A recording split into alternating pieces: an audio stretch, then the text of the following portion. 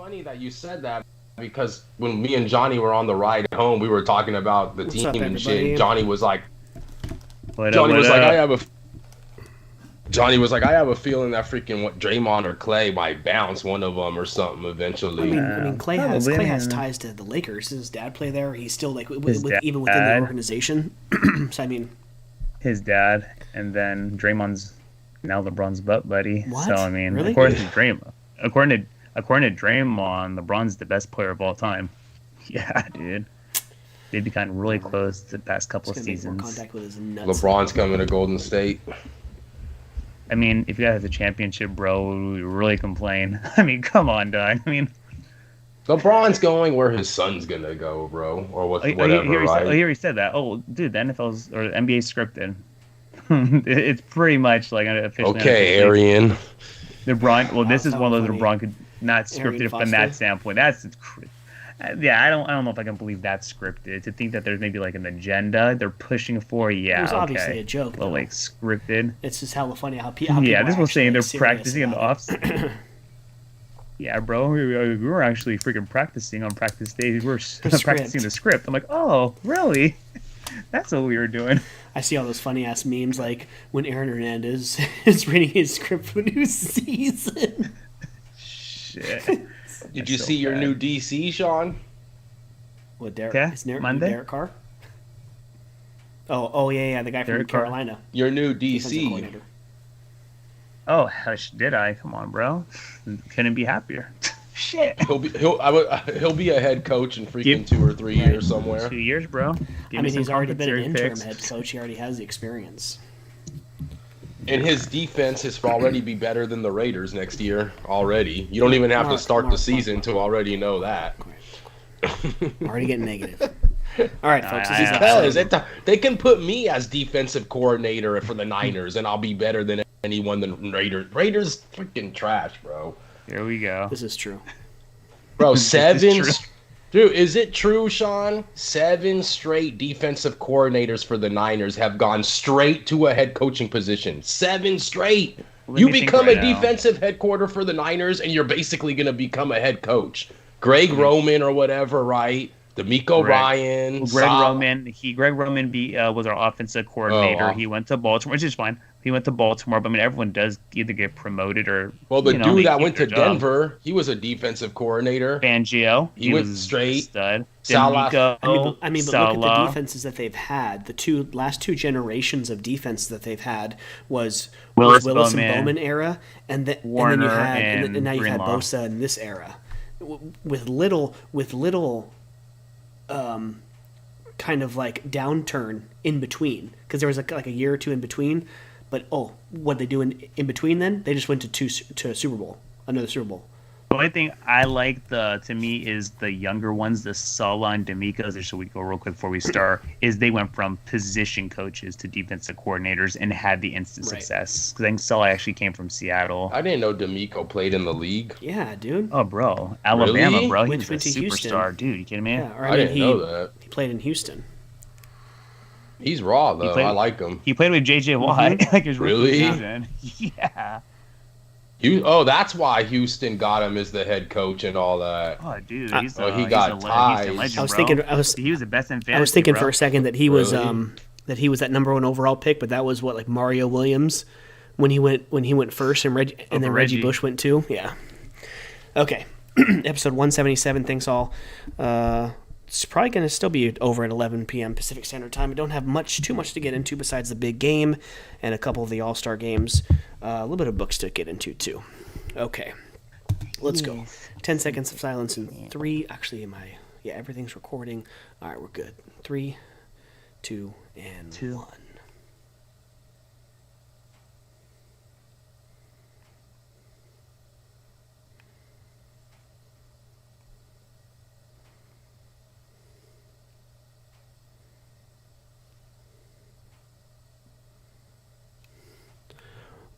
What's up, everybody?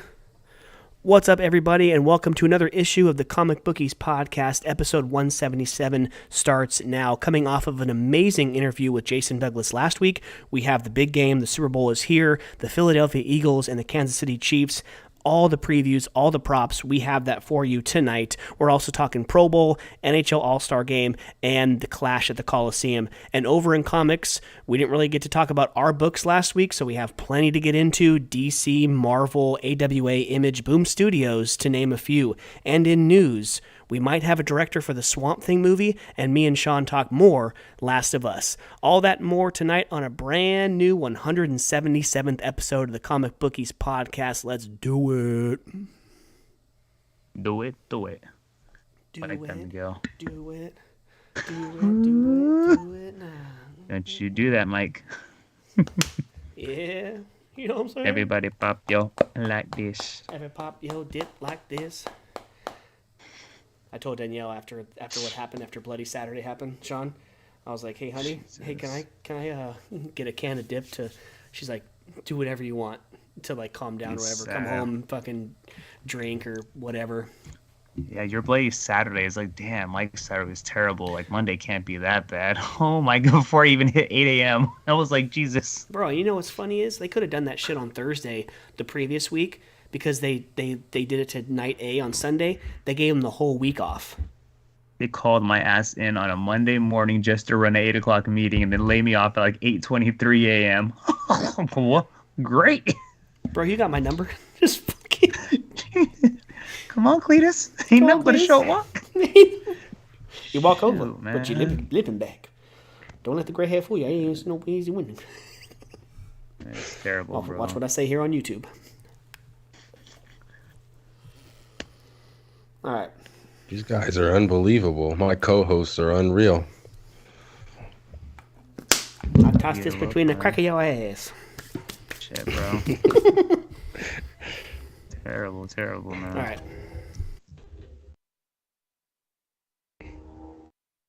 Rancho Cucamonga. Oh, love that. It's on. All right. I love that. Rancho Cucamonga. That's right after Pasadena. Right when you're about to hit the Benina. the 15 to go to San Bernardino or go down to San Diego or up to Barstow. Yes, sir. It's up there in those San Gabriel Mountains. Yep. Head on down to the Inland Empire. Inland, there it is. All right. Going back live in 5, 4, Oh, 3, Benina, Pasadena.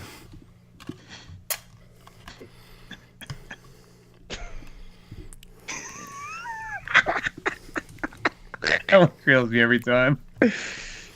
I'll do you in the bottom while you're drinking sangria. All right. Oh, shit. And welcome back, everyone, to the Comic Bookies podcast. We are here, the three of us, myself, Mike, Mark, and Sean. If you've never listened to this show, that's who we are. I am Mike. That Portuguese handsome guy over there is Mark. And that half black, half Portuguese guy is Sean. I am Mike. I'm not Portuguese. I'm just white. What was it again? Of Polish descent. Yeah, a white, non-Hispanic descent or whatever, when you had to fill out that form on, what your race was or... / non-Hispanic descent. Yes, but anyways, we are the Comic Bookies here for the 177th time. We are brought to you by Treasure Island Comics in Fremont, California. Tomorrow, Wednesday, February 8th, 2023 is New Comic Book Day, so go and get your new books wherever you get them. I got plenty in my stack this week. I think I have around 9. So Alex is open every Wednesdays, Fridays, and Saturdays. Go and get your books. We love them. You will too. What's up, guys? How was the weekend? Man, the weekend was what it was. Everything's good though. We're past the rain. We did have that, rain at the end of last week, which is kind of like, dude, we just had a shitload of it a few weeks ago. But nah, the weather's good. Family's good. It's good to be back in the saddle. I missed last week, but I know that it was super awesome because Jason Douglas was on. So happy, he got to get on with us again. But everything is good. Happy to be on with you guys. Mark, Mike, what's up, guys? How's everything? Yo. Good stuff, man. Back from the Clash, and it whooped me in the ass. But it was fun times down there in LA, and just very excited that I got to finally check out a short track, and we'll get into that a little bit later. I want to hear your guys' thoughts and views on what I was hearing, ramblings on the internet, and everyone. That's what I love about the NASCAR community. Everyone's got their opinion, right? And with platforms like Twitter, we sure as hell hear about it. But man, I personally as hell loved it. I'm a NASCAR junkie, so anytime you can get me to something I haven't experienced. And the one thing that I will say that was so great about it, and man, when you're in a short track like that, that freaking smell of that gas, it doesn't really go anywhere, man. And it just reminded me, man, I smelt it, and it just it's good for my soul, I guess. But it was a great trip down there. Good weather in LA, and Grammys down there as well. So it was a good time, man. But back here, ready to record 177. JD was great, and yeah, man, how are you guys? Doing pretty well. It's the long weekend going. Nice weather the last 2 days. After the couple of days of rain, it's been like Great high weather, 60s. It's been like I don't even need a sweater. I need a sweater right now because I'm a little bit fluffier. But I'll get my ass back in the gym. And but yeah, I mean, got to read a few books, play a few games, watch a few shows. Get ready for tonight. That's right. That's right. The weather is so damn good over here too. I mean, I have a little bit of extra time on my hands, so I've been taking Kason out the past couple of days on his little bike rides, going on a little walk around the lake. So no, man, and definitely enjoying this good weather. And yeah, man, definitely can't complain, man. Life can be a whole lot worse, that's for sure. Good thing no one listens to this podcast for our meteorology reports because we feel flat as hell. So let's get into the Super Bowl, guys. So the first thing we're talking about this week is a big game. Kansas City Chiefs and the Philadelphia Eagles. First of all, Sean, you weren't on last week, so apologies to your team. Just a run of bad luck the whole year with your quarterbacks, and it finally came full circle with Purdy going down in the first couple drives. And it kind of sucks. I mean, in my true non-professional opinion, I feel that even if he was in the whole game, it would have been closer, but I still feel the Eagles would have won. What do you say about that? Yeah, I mean, I'm not going to go and say, I completely agree with that, but beyond valid, because the Eagles are great. If we would have played better, who knows if it would have brought out even the best, something better in them throughout the game. The game, it definitely changed right off the bat on the Devontae Smith catch, which there magically wasn't any camera angle until about a quarter later that we had access to. But again, it really doesn't matter. The Eagles played a great game. They had a script that knocked our quarterback out of the game, and they scored points. And now we got a heavyweight matchup. The 2 1 seeds, damn near identical teams, points scored, record, all pros, 2 of the best quarterbacks, all pros, that was a crazy stat. Kelsey brothers. So no, it's gonna be a heavyweight battle, and it sucks my team's not in it, but this is probably the second best matchup you could have. I mean, man. Going back to your game real quick, it's kind of hard to feel confident going forward after Purdy goes down because I looked sometime in the third quarter, and they had like 12 more minutes of time of possession.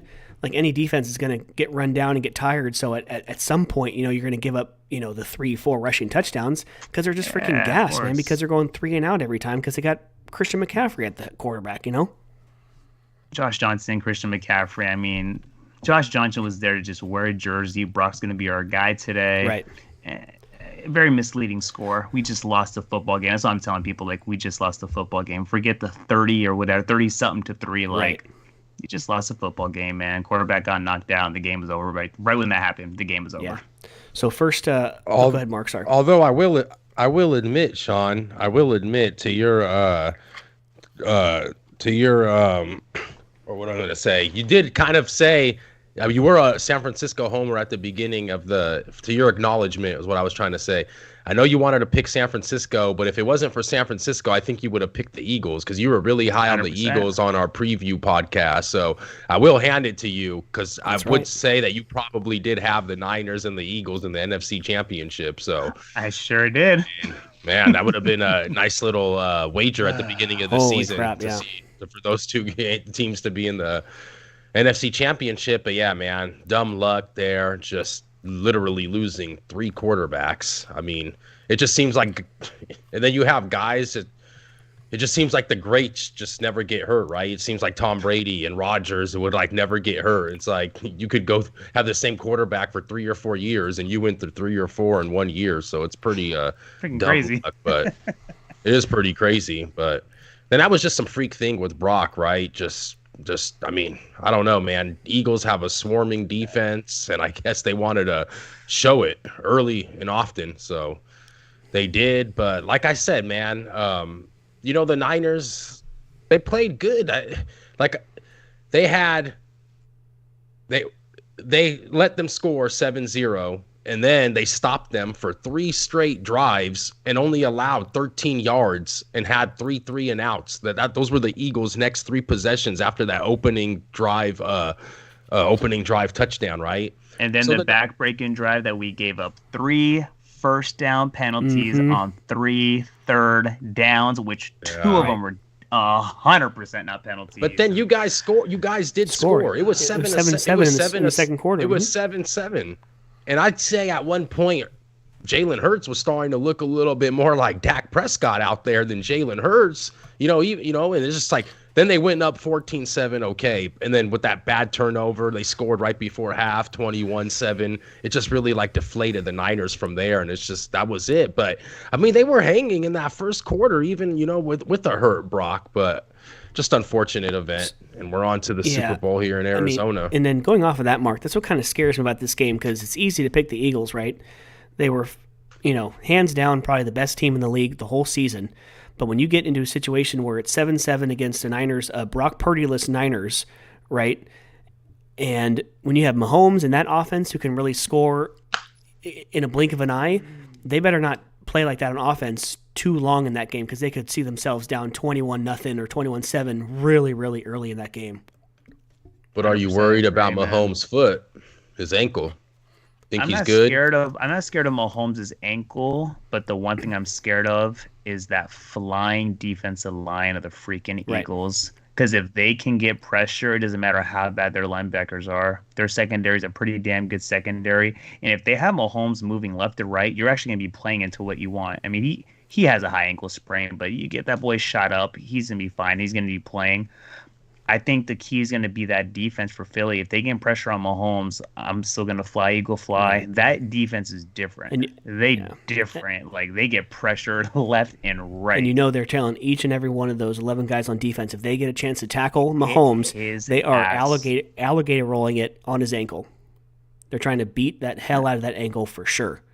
If they get a sack on him, they're going low, just kind of wrap up his legs, but give a little, a little nudge to the ankle. Yeah. I mean, no Miko Hartman. That's going to be a little bit of, I think, a difference, because he has that extra speed. And the Eagles, I don't think there's one person missing the game. They got their freaking receivers right. The running backs are right. And even Hurst, I mean, he's an X factor in himself, man. That boy, his legs are different too. So it's one of those things, man. You do got Mahomes in the back of your mind, but I think Eagles have that defensive line. It's almost going to, I think, replicate that Tampa Bay versus Kansas City Super Bowl. Tampa Bay defense swarmed Mahomes the whole Super Bowl. And I think if the Eagles can kind of replicate that a little bit with that defensive line, it might be able to get a damn good win in the Super Bowl for sure. That's a good take, Sean. And with the line here, Eagles, just the line has fluctuated a bit. People even got as high, I think it's like Kansas City +2 or something, 2.5. But now Kansas City's sitting at a +1.5 dog here. It's almost like a pick 'em, 120 on the money line for the Eagles. We're looking at an over-under of about 51. Do you guys see anything about? You guys have, or would you guys say that? Both of these teams play in colder weather, you would say, outside stadiums. Do you think any team has an advantage or a disadvantage for playing more in a dome type stadium here down in Glendale? It's a dome environment, but it's still a natural grass field, right? Arizona? Yeah, because I think it's like Vegas, how they can put the field outside to let it, to help it grow or whatever. So, I mean, with that, like teams that are built for speed and everything, that's still going to get slowed down. But I think Kansas City's natural grass, and I'm not sure about Lincoln Financial. I'm not sure if that's natural grass, but yeah, I mean, I'm sure that is right. But both teams are speedy. No one can cover Travis Kelce. Like, only Travis Kelce could probably cover Travis Kelce. Like, he's just huge. Yeah, just for some reason, he's just always open, and he just breaks. It's just crazy. I mean, watching Kelce and Mahomes the last couple years, being a Raider fan, playing them twice a year, and only beating them twice in that span. Yeah, it's gonna be a tough game. But no, if I had to put money on it, I'd probably still go the Eagles. By 3. Not sure. I can't really say if it's going to be a high-scoring game just because both defenses can play really well at times. But yeah, I don't know. Mark, do you think it's going to be a high-scoring game? I mean, I think it's going to be close, right? But I don't know. I can't really say if it's going to be, high-scoring. I don't know. Unders have seemed to be trending lately, Right. not in the Super Bowl, but after the wild card round in these playoffs. Right. 51, I think both teams can score. You got to get me at about 27, 24, but right. I think I kind of like the over here. I know both defenses are good. Right. I think that if Mahomes starts, maybe if Mahomes can get a lead with Kansas City, I think that's going to get Sirianni to have to, kind of start, doing what they kind of actually do like to do, get A.J. Brown and Devontae Smith open there. But I can see like Kansas City getting the lead or vice versa with, Eagles defense coming out strong. And then, Kansas City having to play from behind. We know what Mahomes can do. And I feel like when we get in these games, you saw it with like Buffalo last year and Kansas City. When like Kansas City starts playing from behind, I feel like things can start getting high scoring real quick for some reason there. Right. You know what? And like also, I like your take on the over too, is because, these big Super Bowl games, like people want they want viewership, right? Like they're going to score as many points as they can. So, and the league would love that. The networks would love that, right? So, I think I'd probably be trending towards the over on this game. And it seemed like both games in the division, in the championship game, it seemed like they went by pretty quick. Right. I have a feeling like the Super Bowl, I think with the two teams kind of liking to throw as well. I think that this game is going to kind of go a little bit slower, maybe stop the clock on some incompletions here. Kansas City, I saw today that they got Clyde Edwards-Helaire upgraded. I think he's going to play. Don't know how much. I mean, he could be big in the running game if, that's the style of game that it's going to turn into, and then the under could be a possible choice here. But it's tough, man. Maybe even wait for an in-game line on this. I know everybody likes to bet pre-flop, like they like to say on our network VSiN here.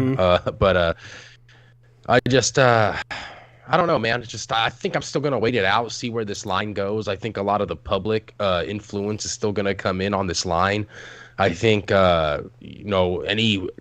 any sighting of Mahomes that you see with a possible limp or something can kind of change this line. I just kind of want to wait for the market to get flooded a little bit more with some more smart and dumb money, as we call it here in the betting world. But and speaking of dumb money as well, man, I don't know if you want to get into it, but there was like some of those little fun bets, those prop bets that I wanted to throw around just to kind of, shoot them at you guys, get a little bit of laugh. Of course, because I was trying to pull that up right now. Like, what are some of the? Oh yeah, so here we go. So go ahead and what are some of the ones you see?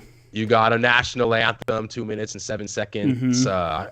Chris Stapleton is singing it. Obviously, country you got your Jalen Hurts MVP favorite next to Patrick Mahomes. He's actually a little bit more of a favorite, Patrick Mahomes, probably because they're favorite to win the game. Kelsey next at 12-1. AJ Brown 16-1. Devontae Smith 28-1. What color? Of course, will the Gatorade be? You got the leader in the clubhouse with blue at orange here. Orange is your favorite here at -110. -110. Then about lime green yellow, it's all mixed into one there, which are lime colored at about 2-1, then 5-1 blue, clear water 12-1. What else, man? It's just I think offshore books you obviously get more than I think you would get in the States, but you get just all these specials. Who's going to be shown first during America the Beautiful? And will Andy Reid eat a cheeseburger before the end of the Super Bowl broadcast? That's hella funny. Why?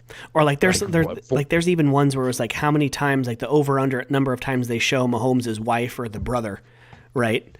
Like like in their suite. There's also like who's going to score first? How are they going to score first? Like whoever had the money on that Super Bowl against between the Seahawks Safety. and the Broncos years back in New York, where it was, or New Jersey technically, but yeah, where the first score was a safety, totally threw off your squares, totally, like that one person or a couple people who bet the safety was the first score of the game. Yeah, they won you some money if you put a little bit of coin on that one. And I don't know if they already got. I mean, do we already? I think obviously commercials or companies have already announced their commercials, because we even got odds on commercials. First TV advertisements. Is it either going to be avocados from Mexico or Hellman's? Is it either going to be Doritos or M&M's? Doritos your favorite? Is it going to be Doritos or Experian or Rakuten? Heineken or Budweiser? M&M's or Pepsi Zero Sugar? What the hell? I mean, this is funny. Popcorners or Pringles? Oh, jeez. I mean, how many players will have a passing attempt? I kind of like that. Over under 2.5. I could see some trickery there. There's some guy who put some coin on the MVP will be one of the backup quarterbacks. So they expect something bad to happen to one of the quarterbacks. So either Minshew or freaking Chad Henne. I got one for you guys. How many TikTok videos will Jackson Mahomes put during those over under 1.5, with the under being your favorite here? Start of the broadcast or like from kickoff? I don't know. Like you don't know. But if it's like from pregame or whatever, he's gonna post 100. I actually got one here for sure. Wait, excludes halftime and commercials. How many times will Roger Goodell be shown? Over under 1.5? I'll take the over all day. They'll show the commissioner 2 times. No? At least one time. At least one time in the beginning. Wow. But it says here, it excludes halftime and commercials. Live broadcast only according to Super Bowl transcript. Kickoff to final whistle. Oh, yeah, that's scary. But I see a lot of gray area there. For me to lose my bet. Probably stay away from that. Right. So going back to the game, let's give our pick for the game. Who do we think is going to win? Cover. So who's going to hoist the Lombardi Trophy? Is it going to be the Chiefs for the Philly? Philly? Yeah, I've been rolling with them all season as that team in the NFC. I said I can't go against them now, and I just think their defense is even better than what I thought they would be. So we'll go Philly. Both teams, this is going to be their second, right? Because Kansas City never won one before Mahomes did, right? And then obviously, yes, and then Philly never did before the one they beat the Patriots. Nick Foles. Oh God, I know, right? I'm gonna roll Philly too, man. I'm gonna roll Philly too because I'm actually rooting for them for numerous reasons. I hate the Chiefs because I'm a Raider fan. One of our guys over at Barstool Sports, Big Cat, he has a $500 bet from the beginning of the season on Philadelphia Eagles to win the Super Bowl, and it's gonna cash out like $250,000 if they win. Are you serious? No, $500. No way. Or was it 5,000? Maybe 5,000 or something. Maybe it was 5,000, but yeah, he's going to win $250,000 if it cashes. Damn. That would have to be like 30-1, 40-1, or something like that. I don't know. I mean, that must have been a long time ago. Right. Yeah, might have been like opening odds for right after the Rams hoist the Lombardi Trophy. Now they're seeing next season's odds. I mean, you never know because I think the beginning of the season they might have had Philadelphia the favorite to win the division by just a slim margin over the Cowboys. And that's it. But that's it. Yeah. They had the Niners, the Bengals, the Bills, the Chiefs. They had so many different teams. Even Tom Brady, probably was getting some love. Aaron Rodgers at the beginning of the season, a little bit of love. Denver. Yeah, exactly. With Russell Wilson. Oh God. 100%. That worked out Chargers. great. Man, the person who put money on them to finish last place in the division, good on them. Great on them, right? The Chargers even got some love with Justin Herbert. Had to have a couple years under his belt. So yeah, it's gonna be a fun game. So me and Sean have the Eagles. It's gonna be a clean sweep earthquake for you, Mark. Are we gonna go something different? It's not. DJ, Sean, and Mike over there are taking the Eagles. What do you guys? Sean, are you taking the over or the under? Man. 51. 51, 25, 25. I will go the under, actually. Ooh, wow. Okay. Yeah, so he's going under. Eagles and under. Nice. I'm going KC and over. I'll go Eagles and over. Eagles and over. We have 3 completely different bets. So nice. Why not? Now I will say, I think when we had the NFC the championship week preview, I believe I was the one who picked Kansas City and Philadelphia. I think Sean, you had Cincinnati and the Niners, and Mark, did you have Philadelphia and Cincinnati? Did you have Burrow, or did you have the same as me? No, I had KC. I think he's the same as you. Did you have Philly and KC, or did you have San Francisco and KC? Philly. Okay, so we had. Okay, I thought that was cool. Never mind. Me and Mark are cool though. So. Yeah, you guys are super cool. Super cool. All right, guys. So staying with the NFL a little bit, let's give our 60 seconds of Pro Bowl talk. Sean, pre-production, you were the only one to watch anything from the Pro Bowl. I mean, the only thing that I saw was Derek Carr's comment about, oh, yeah, that's probably why I'm not going to be here the next year or whatever. That's like the only thing. Of course, that's the only thing you see. The only thing I saw. Well, that was probably the best joke of the Pro Bowl other than the actual Pro Bowl, which is a joke. Other than seeing Twitter handles and Instagram videos from like the Niner players that were there, it's just a joke. They turned into a flag football game, a dodgeball game, best catch, longest golf drive. Like, I think that's all I need to say. Like, literally, that's what they did for the skills competition. Instead of the old school Iron Man, fastest player, strongest player, most accurate throw, kickers having their own thing, which actually, like, there was a little bit like, hey, let's actually try a little bit. These guys are freaking here, freaking driving golf balls, playing dodgeball, and the cherry on top was basically no purpose for a D lineman because we're going to play some good old flag football on a 50-yard field. I think they're previewing the NFL for the next 20 years, or like in 20 years is what's going to look like probably. Well, I mean, the fact that his backup quarterback made the Pro Bowl was enough for me to know that that's where we're at now. By the time you've seen who the Pro Bowl quarterbacks were, no offense, but straight up Derek Carr, Trevor Lawrence, and Hundley, oh, that's who the Pro Bowl quarterbacks are. Okay. It's a joke, bro. No offense. That's crazy. Yeah, it's just gotten so bad. I mean, it was cool, but I remember like back in the 90s, it was in decent, Hawaii, man. Bro. In Hawaii, those guys tried, bro. I mean, like back in the day, it was like I saw a highlight of years ago. Remember when Peyton Manning was on there talking shit about Mike Vanderjagt, like our idiot kicker, and like while he's having that interview, Rich Gannon's throwing a touchdown to, I forgot who it was, but yeah, he's throwing a touchdown for the AFC. I was like, oh, dude, man. One of the best Pro Bowl quarterbacks of all time when it was good, Rich Gannon. Yeah. I know you guys said 60 seconds, but why? Elaborate. Why do you guys think it is? Is it the owners? Is it the NFL's players? People don't want to get hurt. The union? Why get hurt at the end of the season? Right. Straight up, why get hurt at the end of the season? Why not? Why wasn't it? I mean, why weren't they worried about getting hurt in the 90s? Different generation, bro. They softened it the minute. That's what I'm saying. What pays homage to this generation doing this? Is it the money they're shelling out? Is it the owners? Well, look at just the rule changes. It starts with the rule changes and just the way like the game is played. Yeah. Like you don't see those. There's no freaking hit stick. Like the hit stick was the thing back in the day. Like you just feel. Do you think the fans? Do you think since the fans haven't tuned in as much that they had them realign as well? They're also not stupid too. They know that these players aren't really like. They're more of an investment, right? They want to protect the money. That's why they have, a lot of this, load management or whatever in the NBA. You see a lot of these players don't play back-to-backs, and yeah, it's just it's not a good look. And just like the bowl games, a lot of these high-profile players are now sitting out their bowl games.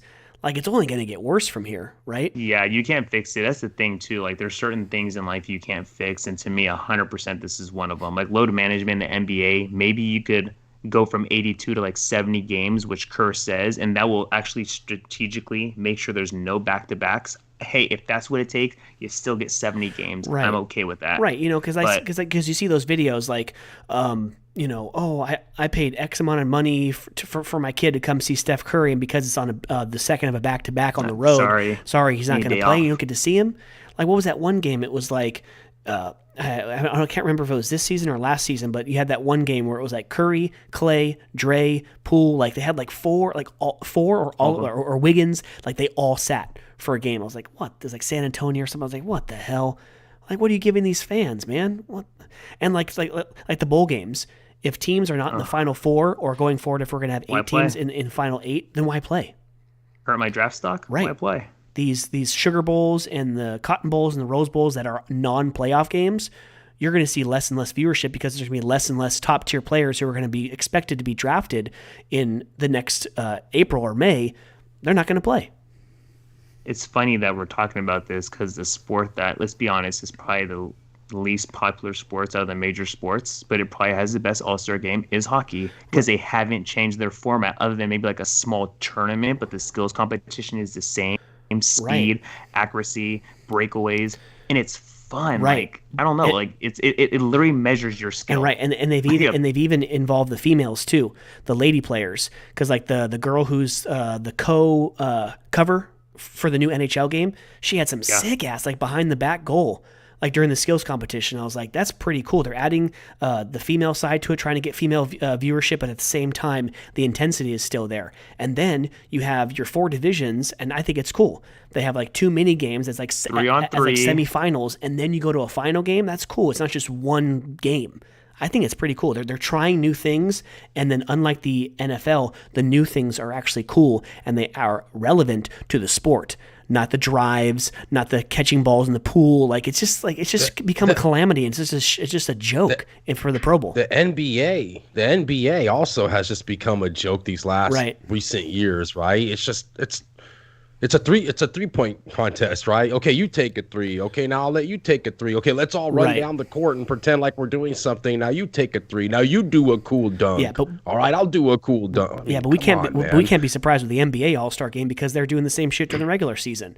Not playing like 10, 15 games a year because of load management. So why the hell do you expect them to play in some game that doesn't mean anything? How much money are they really going to be making off of playing in an All-Star game? Right, so props to NHL and NASCAR 100%. For trying on their sports lately. I mean, right? NASCAR, their all-star race is for $1 million. Something is legit on the line that makes them want to go 100% as if it's the Daytona 500 or the final race at Phoenix. And even if it wasn't, I was just at a race 2 days ago that wasn't for no $1 million and wasn't for no points and wasn't for nothing. And they don't.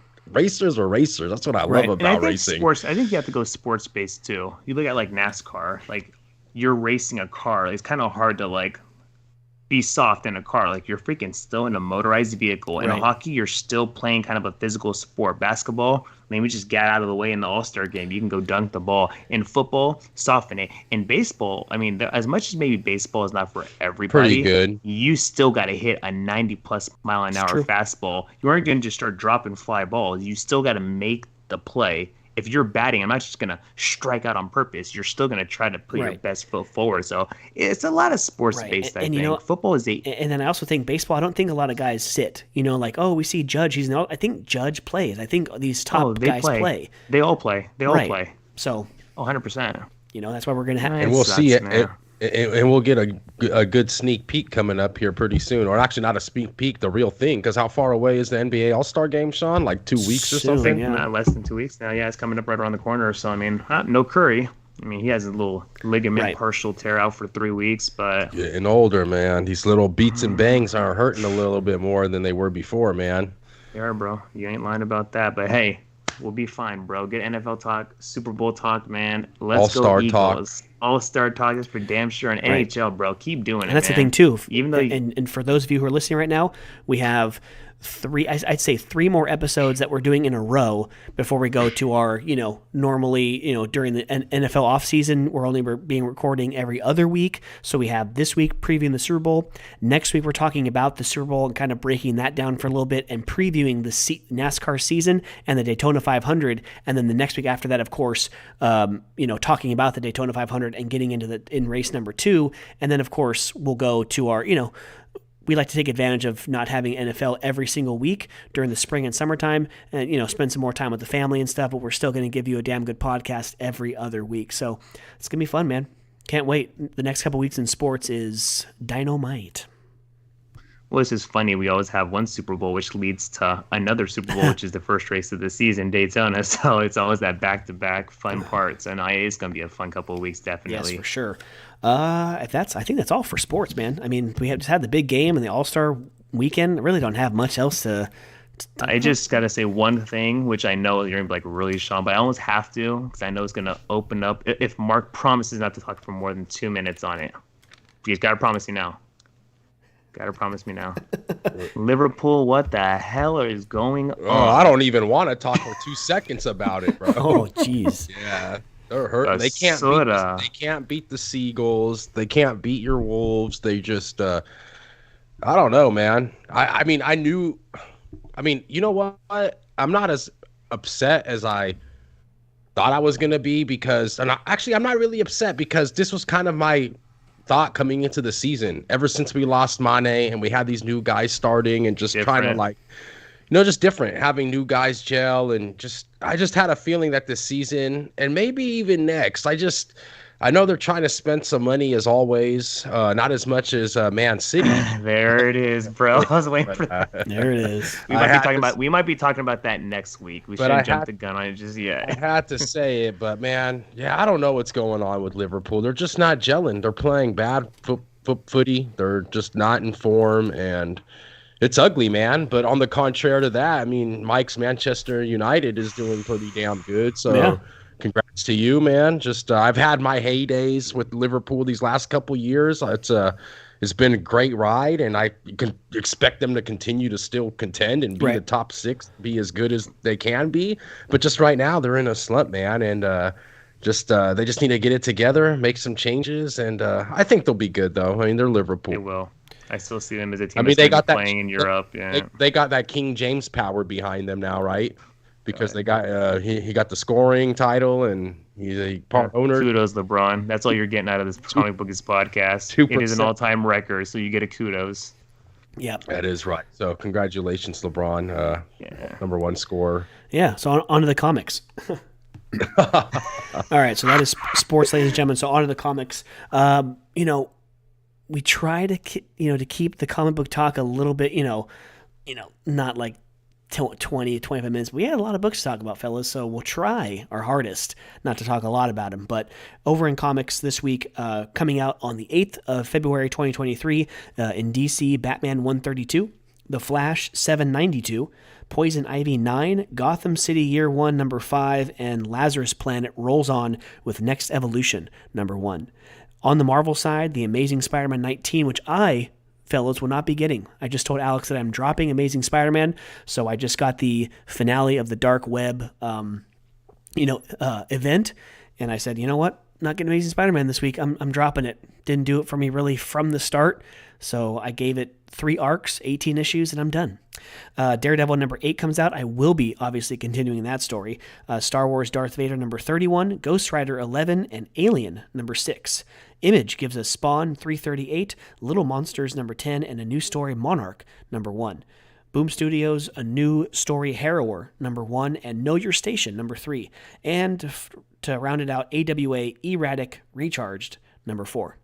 All right, guys. So, Sean, you were gone last week, but lucky for you, we didn't really get into any comic book talk. We wanted to talk about, Parallel, the new, the new edition, the special edition that's going to be out in previews right now. It's coming out in a few months. Obviously, his new Kickstarter that's going to be released pretty soon as well, and then any future projects. So, as far as what we read currently, nothing was talked last week. So, I mean, just fire away. I have a big stack of books to talk about.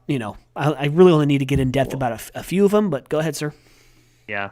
So I think the format I'll probably go with today is probably just looking at this week's into what I'm super excited for. Probably bring up a couple quick books. Daredevil, of course, I love that. You and I with the Deadly Duo, number 4. Of course, I look forward to getting that. That's going to be badass. Where's this other one?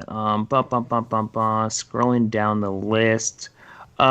Jesus Christ, I just read number 2 days ago, and Know Your Station number 3. I did read the number 2, so actually excited for number 3. There's a little potential there. Know Your Station's cool, man.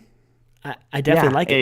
It was kind of confusing in the first one, but now she's going to get pinned for everything because now the husband and wife are killing, just hanging there at the end of issue number 2. It's a good story. She's the last one there. Yeah.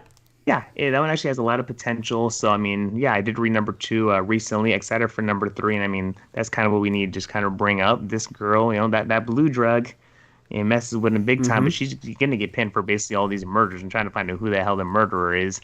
Getting into books, dude, Junkyard Joe is getting juicy. So crazy. It just started with just Emily knowing about the robot. And now freaking her brother and sister know. And bro, even like the way it ends, the old army vet takes Junkyard Joe to probably see who his former maybe recruiter, commander, therapist, whoever the guy is in town is. who he can thoroughly trust, because he actually says, "Hey, I'm freaking taking Joe," and shows him Joe. And all along, the kids say, "Screw it, we're ditching school. We're gonna go see the robot." And then, little do the they know, individuals man. from whatever faction, if they're from the government, military, wherever they're trying to find Junkyard Joe, they found where he's at. So they know where that, and it's crazy because the thing is, I'm actually looking forward to how did they know where he was at too? Because you even see like in the very beginning, I know where he went, and obviously it's probably through like the newspapers who's drawing Junkyard Joe. They went to his house. So, no, that's going to obviously be super, super juicy. Excited with that. I also read, and bro, I absolutely loved it. It was One Bad Day, Bane. Oh, yeah.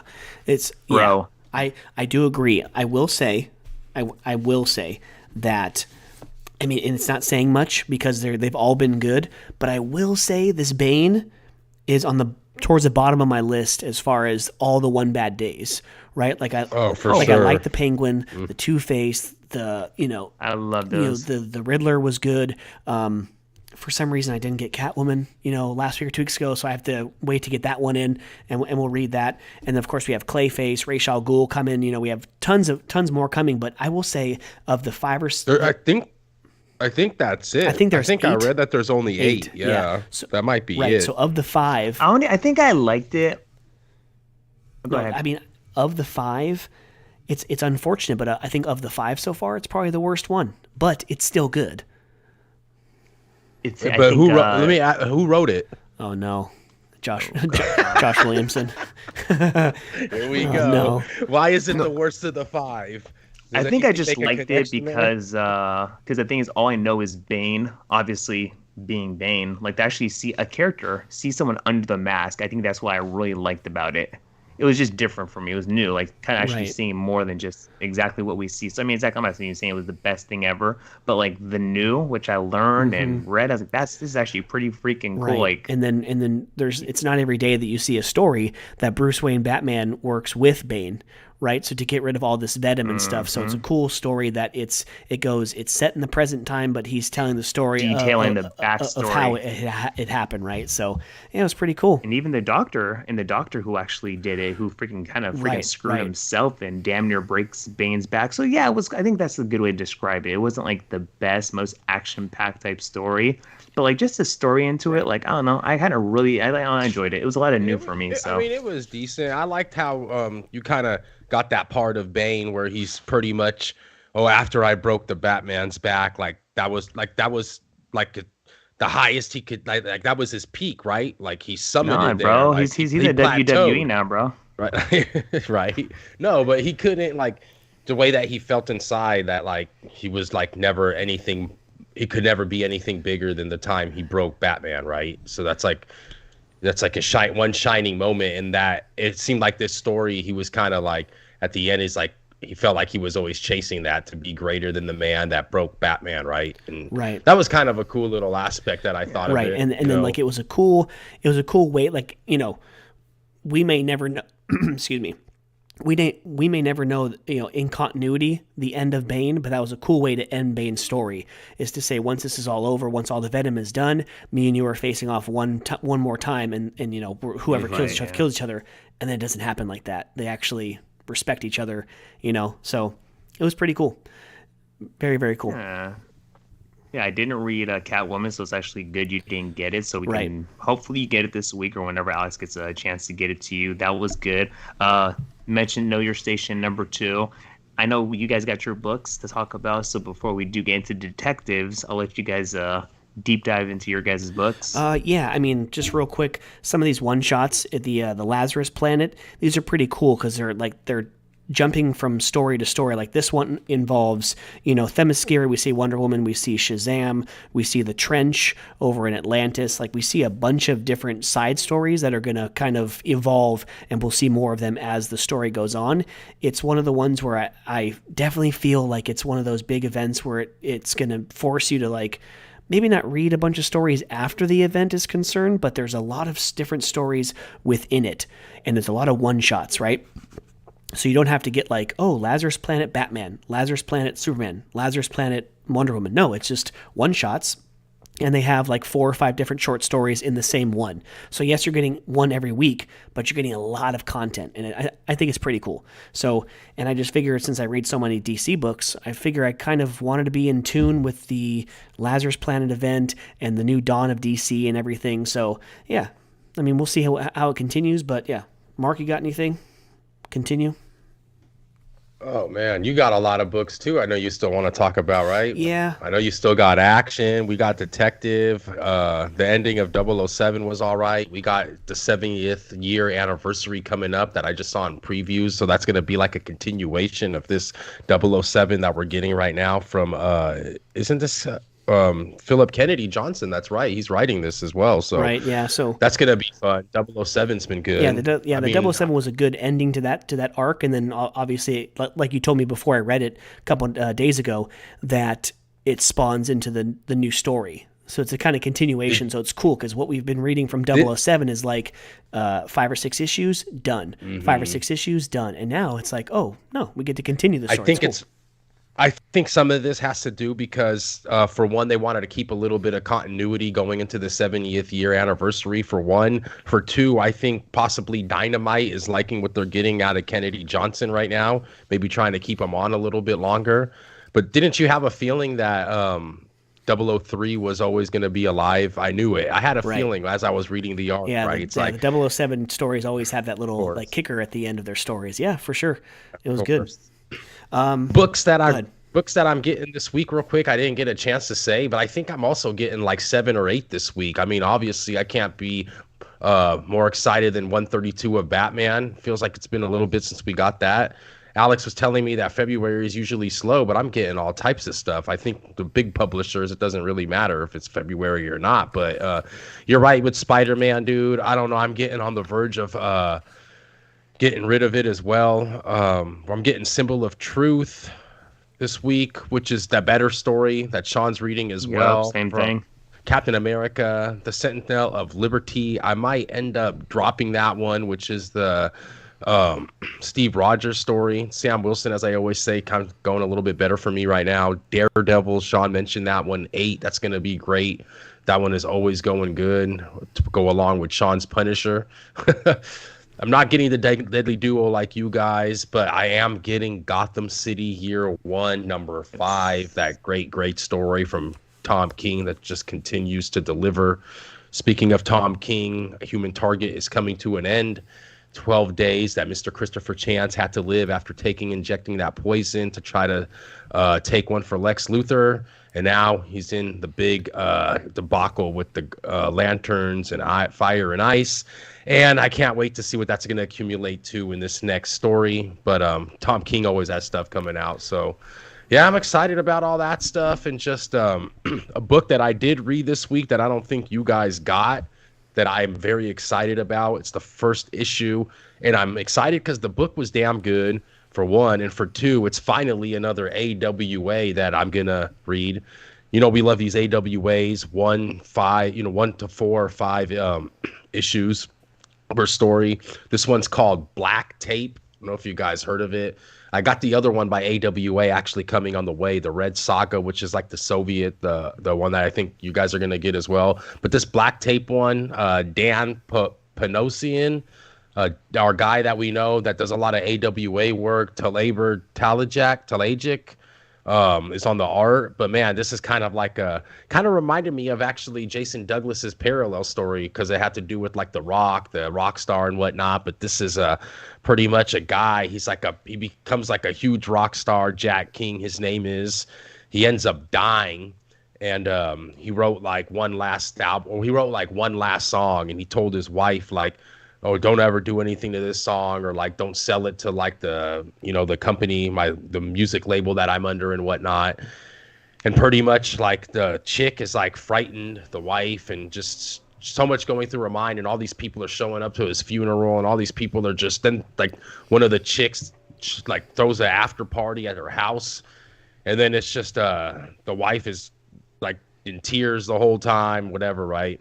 Pretty much what ends up happening at the end of this issue, she finds a secret passage in the house because a lot of crazy stuff's going on with like pictures on the wall, and the cat's freaking out. So she finds this little passage, and it ends up of her going to this room where it's like self-sacrifice is being committed, right? Type of like some like satanic type worshiping or whatever, and pretty much I think what's happening is, because it says right here when you open the book, it says before rock and roll legend Jack King died, he recorded one last song and people are dying to hear it.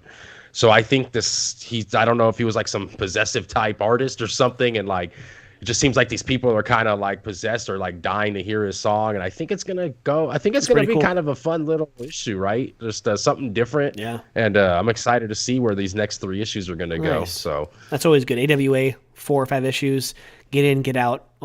Usually a great story. So yeah, it's pretty cool. Get on, get them over, get them in. Sir. I will say the Punchline, the Gotham game, is pretty good. I read number 4. So I can't believe I didn't get Punchline, that. yeah, Sorry for cutting you off, but it's okay. I just feel like her luster was like lost after a while. I thought she was gonna be bigger than like they brought her out, whatever. And when they first brought her out, right? I just thought she was gonna be bigger at a certain point, and when she wasn't, I kind of lost that luster, and I was like, I really want to read a Punchline, but man, I don't know. You're saying that it's good? Yeah. I probably should have got it. Go ahead. I do think it's good, and I think that they're doing a good job of like kind of giving us bits and pieces, kind of like the Batman Who Laughs, right? Batman Who Laughs was in like Dark Knight's Metal, and then he got his own like 6 or 8 or 12 issue miniseries, and then now he's just gone, right? Which obviously he's not dead. We know he's going to return at a certain point, right? But it's cool. They're not like just kind of shoving it all down our throats just because she's a new character, right? So this story is cool. She's pretty much taken over the Royal Flush Gang, and she's taking on some of the city's high-profile kings of crime like Black Mask and the Ventriloquist and everything. So it's pretty cool. And then you have Nightwing is now working with Bluebird to kind of stop them. So some of the good guys are in there as well too. So I think it's a pretty good story. Let's see. The Flash, number 791, that 1 Minute War. This is part 2 of that kind of arc. What do you guys think of that one?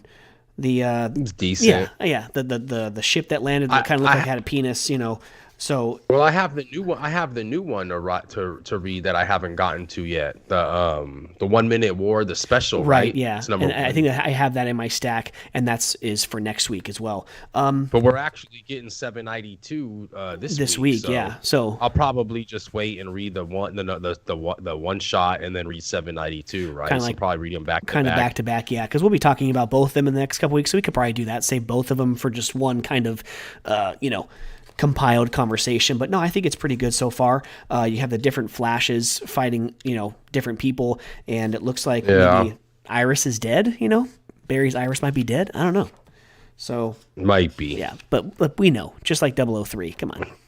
Yeah. Come on. Let's see what else. I don't have much. I mean, let's see. Oh, I can get this out of the. You have action. I know. I have 2 more after this.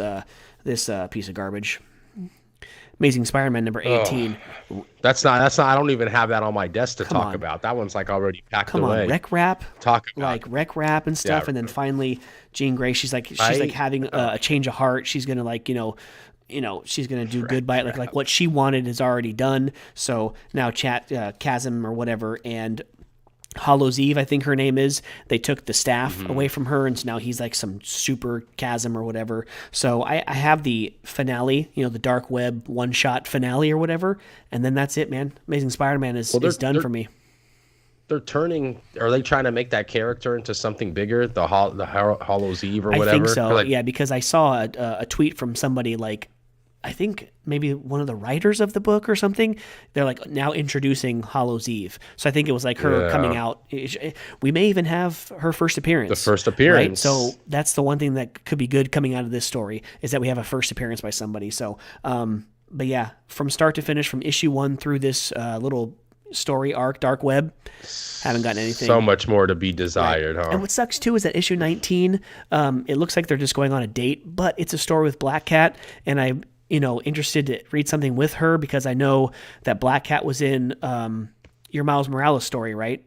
She was kind of Was she in the Miles Morales story, or what story No, were you? I had the Black Cat Oh, story the I Black was Cat reading. story itself, right? So That was pretty I've never good. really read That was a anything with cool Black little Cat fun in read. it. Like the most Black Cat I've ever gotten was when I'm watching Spidey and His Amazing Friends with the kids. I think Black Cat's in the new season or whatever. That's like the most Black Cat I've gotten. So yeah, Yeah, they don't. But I think isn't Marvel gonna start coming out with more stuff with her? I mean, I hope so. I mean, if it's something that I can get just her, that's fine. But but it's Right. not enough for me to want Tell me. to save or keep getting Amazing Spider-Man because again, it's not giving me what I want. It's not very good, and I'm spending $7 a month on it. It's 2 issues every month. It's still going like that. If it was once a month, maybe, probably not, but for sure that is one of the easiest drops I've ever had.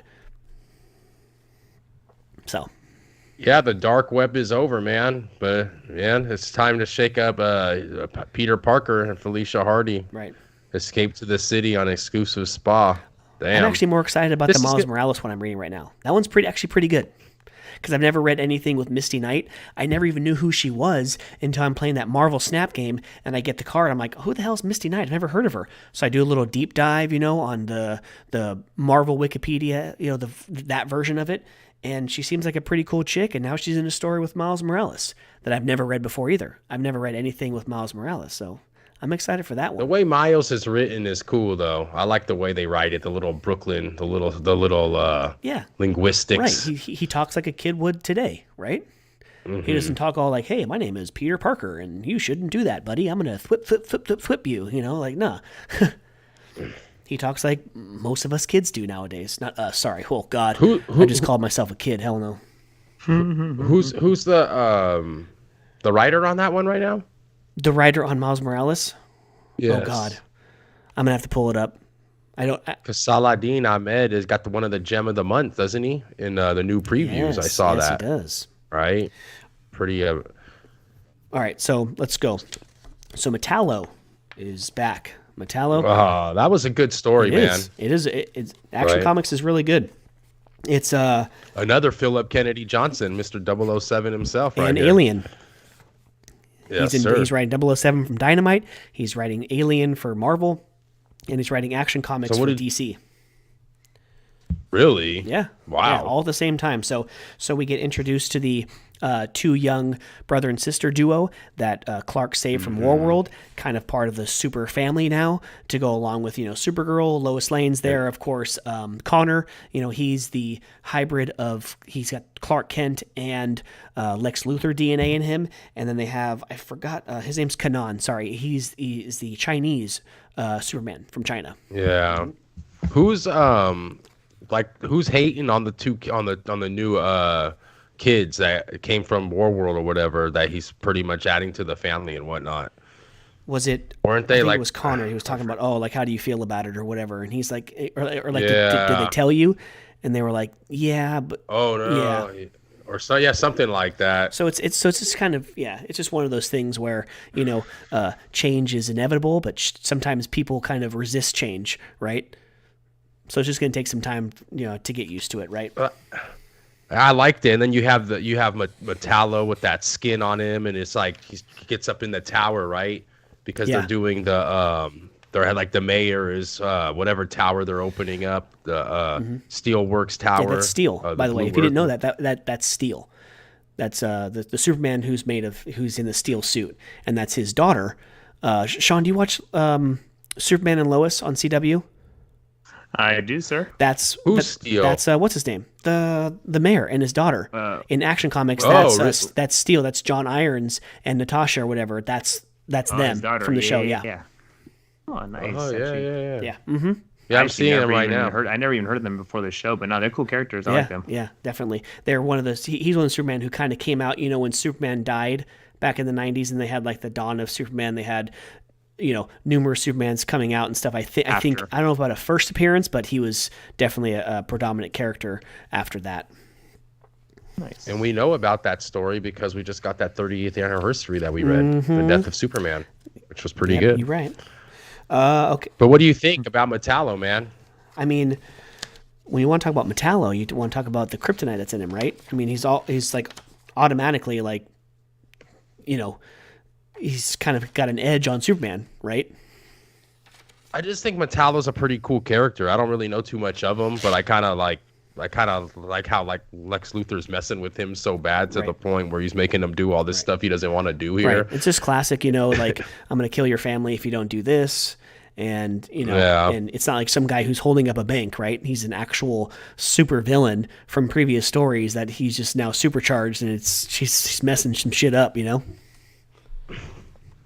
So definitely a good story.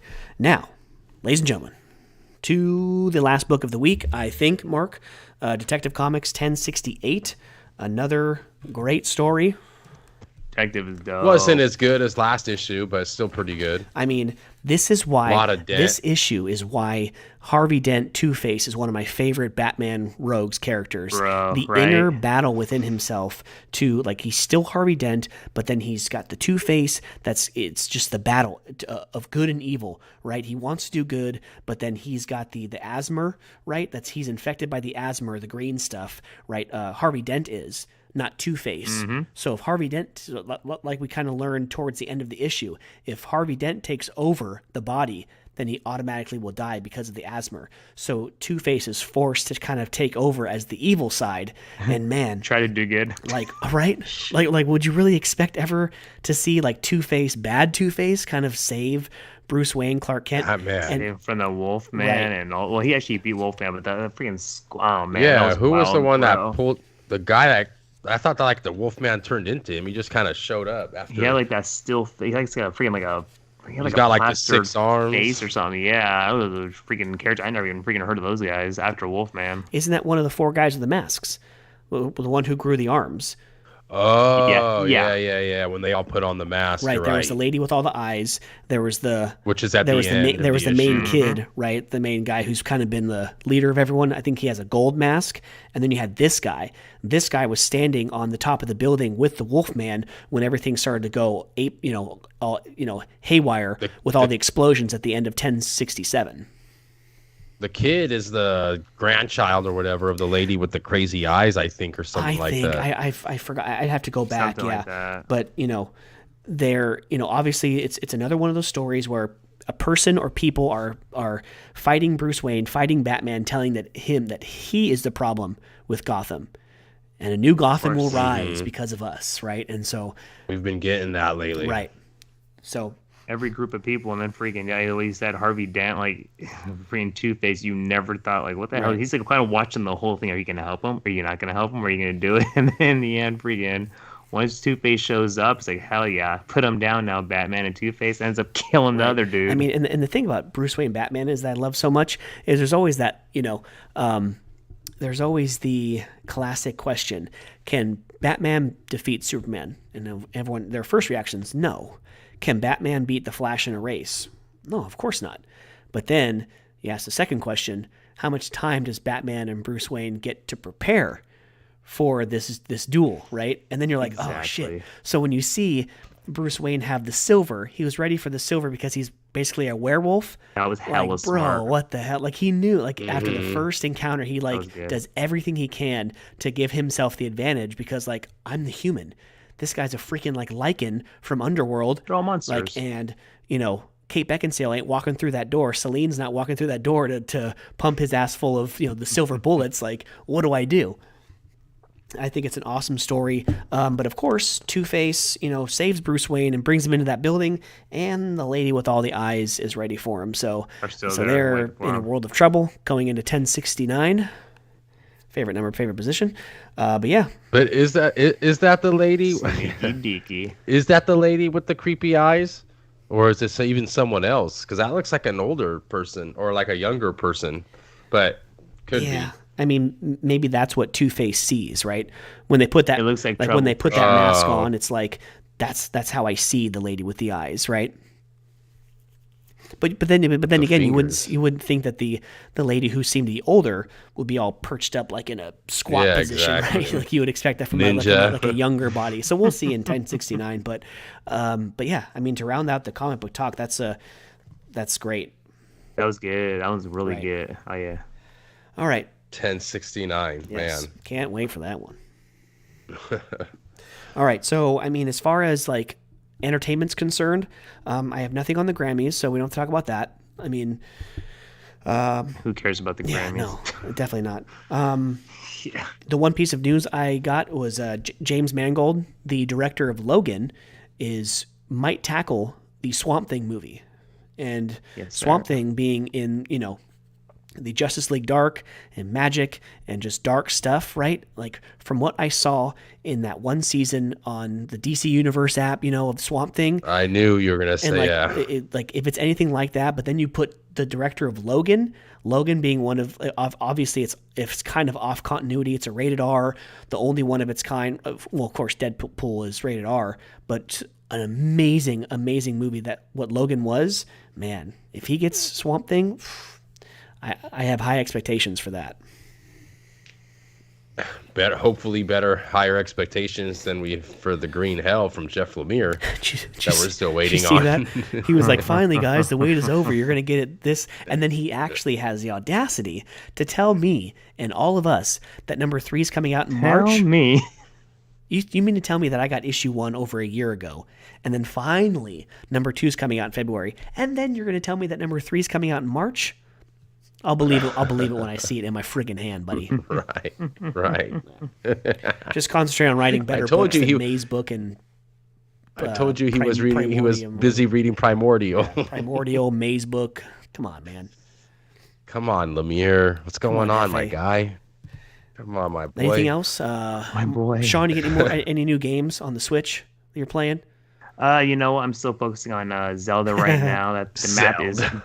Bro, I grew up. That's my favorite game growing up, man. That map is freaking. I mean, the thing is, too, is like I get to play all that often with Case, like an in between Case and nap or something like that, or like, don't got to go to work tomorrow. I got a little bit of time when Kaysen goes to sleep right now. Maybe I'll play on for like an hour or something like that. But that map is so freaking big. So, still playing around. And then you can play in your bed, right? You can probably hook up little Bluetooth headphones or whatever, and just like play in the bed. Yeah. 100%, bro. So it works out good. And speaking of the Switch, I did bring up to Mike earlier. The one news that I seen is that the Nintendo Switch, and as long as it's been alive, like maybe 7 to 10 years, give or take, they have already surpassed all lifetime sales of PlayStation 4s, which I think was one of the more popular PlayStations that was bought, other than the most recent PS5. 5, but. Yeah, bro, it's pretty crazy. I mean, just how convenient it is, and for it to be like that Game Gear, Game Boy style, size, but to have the graphics that it has, and of course those capabilities. Hey, man, if you're a Nintendo guy, it definitely makes sense, man. The numbers make sense. You've never seen anything like it. You can have it in your hand on your way home on like a bus, or you're on BART coming home from San Francisco. You get inside the house, prop it up on the little stand, and now you've just projected onto your TV. You've never had that. You've always had to wait to play your Xbox. You have to wait to play your PlayStation, the PS5. You don't have to wait to play this. You can just pick up right where you left off. It's pretty cool. It is cool, man. I know you brought it up. I mean, again, thank you, courtesy of my former employer, for those extra points of letting me buy those. Get it for free. But damn, that's good. Man. You used it just in time. Just in time, speaking of that. Those points would have just gone by the wayside then, huh? No, we actually found out for anybody that did get the stick. That would have been shady. They actually gave a special phone number that you can go and redeem your points separately. And you actually can use your reimbursement for fitness also. So looks like I still got a little bit of time to do my fitness reimbursement also. Yeah, so I mean, I don't have much time for games anymore. Like I was telling you I was playing like the NHL. Exactly. But that was during our 2-week break for Christmas. Once I go back to work, it's like I've played maybe like one time or whatever. So, I mean, we'll probably have a shutdown soon enough, end of March or something like that. But anyways, moving on. Last of Us, kind of round out the section. So, The Last of Us is a great show. I haven't watched episode 4, and lucky for us, episode 5 is being released early on Friday this week. It's not Sunday. Oh, thanks for the update. Yes, I did not know that, sir. So special, treat for you. So Friday morning, midnight, or whenever the hell they drop the episodes, you can watch episode 5. But episode 4, I know you've watched. I didn't get a chance to watch. I'm going to watch it tomorrow, along with Wakanda Forever. So I might have a good bit of reviewing to do. So Wakanda Forever and episode 4, possibly 5, for Last of Us. So you're gonna have about 3.5 hours worth of time to watch shows, or well, kind of we broke into two nights, bro. We had to. It was like 2:48, 2:43. It was long, man. I mean, we'll start it right when the kids go to bed, so like 8:30. So as long as she's willing to stay up until about midnight, yeah, we'll get it in. But if not, then it's going to have to be broken up. But yeah, Last of Us was great. I know this episode 3, this might be an unpopular, opinion. Episode 3 is being revered as one of the best episodes of TV, not just of the season. Now, love the story, but it was like I wanted to see more of the action that I saw. It was a good break, but I thought that I wanted to get. I at the end of the episode, I was like, you know what? I wanted that type of break in like episode 5, 6, or 7, not episode 3. Like you just revealed like what do they call them? The clickers or whatever? I think people I think they call them clickers. You reveal what they look like when they're at their like highest stage, right? And you got so much action and everything, and the explosion with Tess, how she got bit, and all that stuff, and then it's just that, and you hardly even see Pedro Pascal or the girl, right, or Ellie, that's right, just towards the end. It's just the story of the gay couple who are in like the little bunker or whatever. But it's cool to see that I told Danielle that they're going to bring Tess back because they're going to go back and forth with stuff from the past. And sure enough, Tess was in episode 3 because that's when they grew a relationship with, what was it, Bill and Ted or something, or Bill and something, I forgot. Yeah, so, I think it's not like a Ted. Yeah, but it was sad though at the end, like, because I told Danielle, I was like, man. Dude, they're both old. Like he's dying. And like he just wants that one more day, and it's like, how's he gonna kill himself? And then right when he downed the whole wine as well as him, I was like, you knew it. Oh, he freaking put all the pills in the bottle too. So I was like, dang. So yeah. So that's how it ended. Well, even like how they found love in a hopeless place, Mike. I mean, the world's already at shit, right. And then freaking the way he even like first finds this guy, like falls right into his trap literally, right. and then they. Yeah, man. And they fall in love, and it's then the last thing I expected. Right? Yeah. No, but they fall in love, and so it was a good story, right? But like, I wanted more of the action side, right, of it, of course. Like to get the. Let's have this side love story within this world that is now pretty much over. We're in like a apocalyptic, world. It was really good to see that. But coming off of what I saw in episode, right, though, the whole episode, right. I'm like, y'all could have like cut it in half. I actually think there was meaningfulness because you had to see why. But like, man, y'all took a whole episode for that. So, that's all I wanted. I could have had that episode 5 or 6. Right. And you know what? It might play into, because that was their next stop, Pedro Pascal and Ellie's, that was their next stop, right? To get what they needed. They got the truck and everything. So, of course it plays into the story, but they get that truck. All right. Wait till episode 5. Well, I know the ambush comes because I saw in the preview. Right. So, and then people still post videos of like scenes from the show, and then side by side with scenes from the game. And my God, it's like exact. It's so cool. It's really, really cool. They hit a home run, bro. I know. I mean, it goes from the first couple episodes. It's crazy. Yeah. So it looks like like we're back to the action in episode 4. So I can't wait to watch that sometime in the next couple of days before episode 178. But yeah, I mean, anything else? The next episode, that I just wanted to quickly add. The one thing you're going to also see in episode 4, I mean, in addition to what you obviously see the growing chemistry between the characters, but Mr. Pascal and the girl, their chemistry, I think it goes to a new level, let's just say, in episode 4. And to just seeing like how their chemistry is, the way they talk, how he like indirectly starts to kind of, it's almost like that daughterish type. I guess you got to take care of you now. So it's good, bro. It was a perfect setup, right? How he loses his daughter at the beginning of this whole thing, and then now he's the sole, the spot. That's his sole purpose, right? He's trying to find his brother, right? But really, it's to get her to where she needs to be because she might have the cure for this shit inside of her body. Mm-hmm. So, hey, bro, preach, bro, preach. Yeah, Mark. Oh shoot, Mark. We didn't even talk. Oh, shit. We skipped sports. We went from sports to comics. You didn't even talk about The Clash and your experience there. So guess what, ladies and gentlemen? No, not really. No. Cherry on top, You didn't bro. talk about what I want you to talk about. So, ladies and gentlemen, without further ado, we're going back to sports and the episode 177. Mark, dude, how was your experience at the Clash? I mean, I wish I could have gone. Obviously, I had plans to go to Disneyland this week.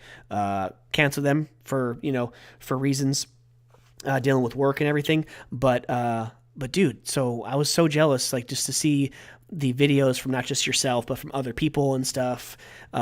Hopefully they do it at least one more time next year, hopefully, because I'd like to make it down there next year. But yeah, tell us about your experience at the Clash at the Coliseum. Yeah, definitely. It was just one of those things that I just felt like I didn't know if it was going to be. I mean, I think they could probably do it again. Obviously, LA's a big market, and I think it's pretty cool how they do it there. But just in case they weren't going to do it again, kind of thought it'd be like a once in a lifetime thing to just obviously see NASCAR's.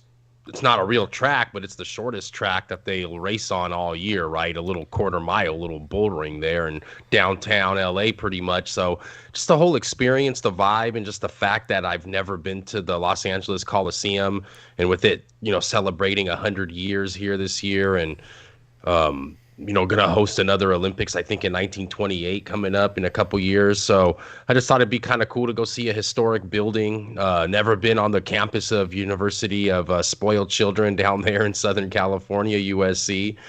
But just felt like killing a lot of birds with one stone, right? So, sorry, I don't go to Stanford, so I guess I can still say that. But watch out, Pete is coming after us. I like that, Mark. A Pac-12 rival down there from NorCal to SoCal. Go ahead. You had a question, Sean? And I was gonna say, at least also visiting, you at least know there's a lot of close hotels to the Coliseum, so you don't have to worry about staying too far. So many hotels. There's no hotels by the USC in school, so just but more just like on the race, man. Just I thought from what I saw from the stands, it was great. There was like a time or two that it looked like the caution was there wasn't really a need for a caution. I heard that kind of drivers were kind of beating and banging up on each other more for like. I mean, I feel from the stands like I couldn't really like tell. I mean, at times you could, but I just felt like they were racing hard, trying to get position. Obviously, when you're not watching it on TV, you don't get like all the commentary from. I mean, obviously, I didn't rent a scanner or anything, so I didn't know what they were talking about. But I just didn't really have any complaints. I mean, I thought whatever mufflers they added to the exhaust at first, it did sound a little bit quiet, but once they got going, I mean, it was perfect. I didn't even have earplugs. Actually, maybe that did, because when you come down the grapevine, my ears are still kind of plugged from coming down that grapevine yesterday. So I don't know. I don't think that had anything to do with not having earplugs in, but it wasn't that loud. It was great. I'd say probably the worst part of the whole night was just Wiz Khalifa's performance, man. And I'm a Wiz Khalifa guy, but I mean, it wasn't it. I wasn't it. I feel sorry if it was NASCAR trying to, get someone kind of hip to the times down in downtown LA. Sean, you can say it. You can say it. No, I mean, no. I wasn't gonna say like get a African American. I just like. I felt like with it being right by a college campus, getting like a kid or a guy like Wiz Khalifa, Oh, 100% attract fans. In this situation, I think it would have been like we needed like a Taylor Swift or something there, man. Like I would have loved that. But what I'm trying to say is just Wiz Khalifa came out kind of bland, and I'm just being there in person. I never felt like he was going to bring it ever since the beginning of We Dem Boys. He was probably just saving his energy for the Grammys down the road there. But nonetheless, man, I can't complain. I thoroughly enjoyed it. Trying to get down to Fontana in 2 weeks here which is going to be the last race, because they're finally deciding to do it Auto Club Speedway. They are going to change it from a 2-mile configuration down to whatever they're going to do it. But this will be the last race on this track that I hold near and dear to my heart. It was the first race I've been to ever. So trying to make it. Mr. Larson, Mike's first race for all of us, right? That's right. Yeah. And another thing about the Clash, it was pretty cool that it was under the lights, man. Under the lights, LA, downtown. It's a vibe, bro. It's just a vibe. Like that's why I understand why NASCAR wants to do it. And they'll probably continue to do it again unless something changes. But I can see them probably trying to do it again. They got the logistics down of it. They got the track and how to like the contour and how to do everything there already with the city. So I could probably see them doing it again. And you guys better go. TCB better be in the house. I do have one question for you. Don't you know we're loco? That was pretty freaking Cypress Hill at the beginning. Oh yeah. Were you there yet when Cypress Hill came out and performed? I was just getting in. I was just getting in. Cypress Hill performed. That's they hella performed dope. like the beginning of before the race started. Yeah, that's cool, man. And you know what I liked also? Better than Wiz Khalifa? I mean, I don't know. I mean, they're kind of older, but old school. I would say that I like Cypress Hill songs more than Wiz Khalifa's. So yeah, as far as seeing someone live for the first time, like, oh shit, yeah, I'd be more excited to see Cypress Hill. One thing I did enjoy, and maybe it was just because of the Clash, they're just trying to get the race started or whatever, or maybe they're going to change it up and do it like this the whole season. But I did like how they did the driver introductions, and it was by team. It wasn't individual. It was by team, yeah. I forgot the guy's name, but he played Starman in Stargirl. He played in Community. He's that comedian who had that show on E. God damn it, what's his name? Anyways, he did the driver introductions because he was also promoting a new show coming out soon on Fox or whatever. But yeah, I did like that. Of course, Daniel Suarez with the sombrero, drinking the Coca-Cola. That was cool too. Oh classic. Yeah. It did go a little bit long for a race that's only 150 miles on a quarter-mile track. I felt like it was a little lengthy, but at the same time, I do kind of like how they don't count the yellows. That's why it lasted long. I almost wish like they would do that in the regular season because sometimes it's like, I don't know, man. Can you imagine how long those races would be? But I hate when they go around like I can't imagine because they never used to do it when I first started watching NASCAR for all my years in the beginning. Yeah, they didn't. I mean, like sometimes like when there's a wreck. Well, actually, no. I take it back. I'm thinking of something with the stages. No, they counted the cautions like when we talk about like Sonoma, right? And like just one caution's like they go around a 2-mile track like 3 times. I'm like, oh, bro, are you serious? Like, get this shit going already. Like, cautions last so long at Sonoma. And that's what I'm saying. When it's like, it just pisses me off because sometimes I feel like, oh, you got like a loose tire. Just pick up the tire and go. But it takes like 7, 8. It's like you just wasted like 8 laps under caution because of a loose tire. Just let the safety truck get out there, pick up the damn tire. Yeah, they have to do the go around. No, what is it, the lucky dog? Yeah, they got to let him go through. Yeah. I mean, just think of Bristol and Martinsville. All these cautions last like 7, 8 to like almost 10 laps sometimes, depending on the severity of the caution, right? If it's a huge wreck and they need either red flag or whatever. But yeah, sometimes they're really lengthy. But man, I mean, they're doing it. They're doing it right? They're taking advantage of the week off of the NFL. They're putting getting you ready for the season, right? It's not only at Daytona. They're putting it different locations, right? Here's L.A., and then we're going over to Florida for Fontana, back over to California, then like wherever they're going, like Atlanta or like Vegas Vegas. So they're going like all over, and they're spanning it, and they're getting you ready for the season, and it's not just like, boom, Daytona week, like race week or whatever, have the duels. Like that's not just the first race that you're going to see. They have that preseason race.